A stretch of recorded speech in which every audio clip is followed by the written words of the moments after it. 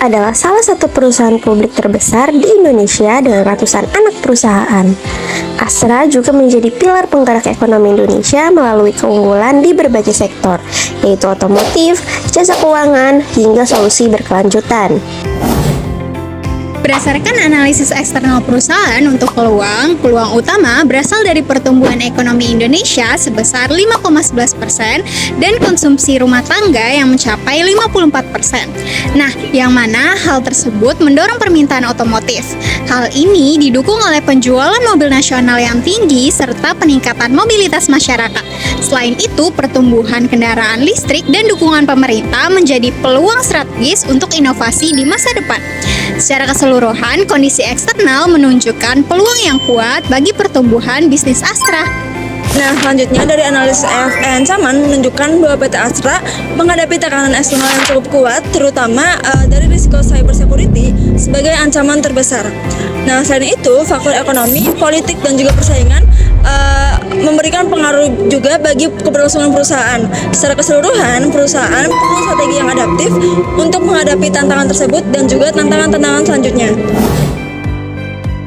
Selanjutnya adalah internal factor evaluation. Yang pertama, kami mengidentifikasi 10 faktor utama kekuatan perusahaan.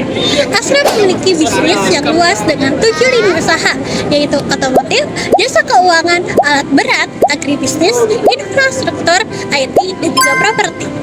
Perusahaan juga merupakan market leader dengan pangsa mobil sekitar 51% dan sepeda motor sekitar 78%. Didukung oleh total aset sebesar 507,4 triliun dan arus kas operasi sebesar 44,7 triliun.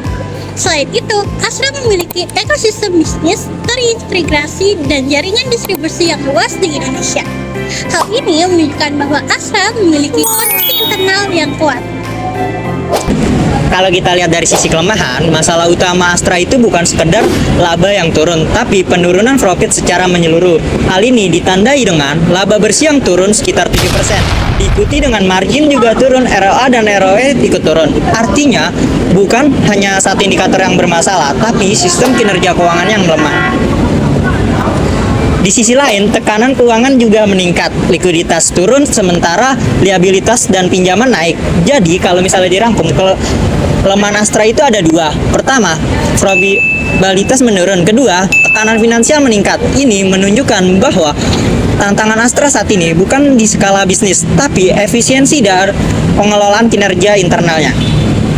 Nah, setelah kita melihat matriks IFE dan juga EFE, pertanyaannya, langkah strategis apa yang bisa Astra lakukan ke depannya supaya mereka tetap bisa bertahan dan juga bersaing di tengah banyaknya kompetitor? Di sini kami merangkum 4 strategi utama hasil dari analisis matriks TOWS, mulai dari strategi strength opportunity hingga weakness threats. Berdasarkan hasil analisis, PT Astra memiliki posisi yang kuat.